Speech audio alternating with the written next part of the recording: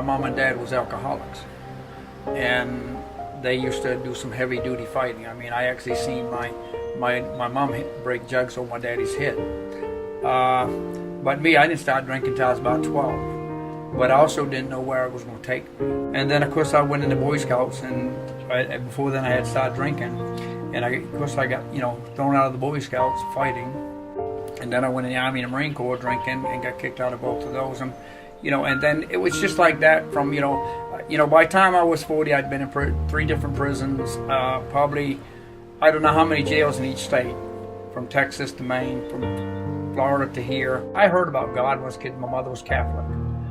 But I didn't really think everything, it was true.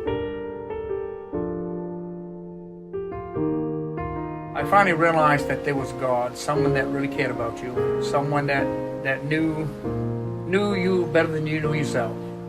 And I started talking to him.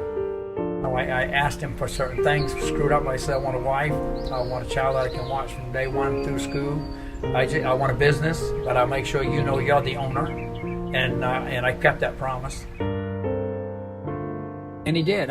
Faithfully, within a matter of months, he brought my wife into my life. You can't stop talking about Jesus. I've been in many hurricanes. I've had guns pulled on me. I had cruisers run into me to try to bump me off.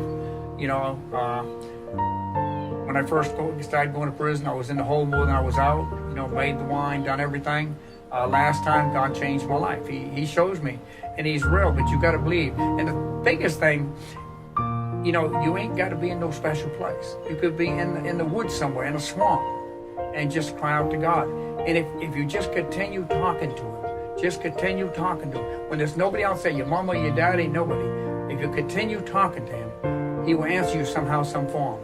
He will never let you down. No matter how bad the trial gets, He will pull you through it.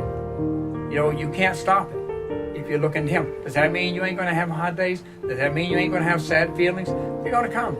But with Him, it's so much easier to deal with Him, because He gives you the victory. He says in Deuteronomy, I think chapter 20, verse 3, I give you the victory every day.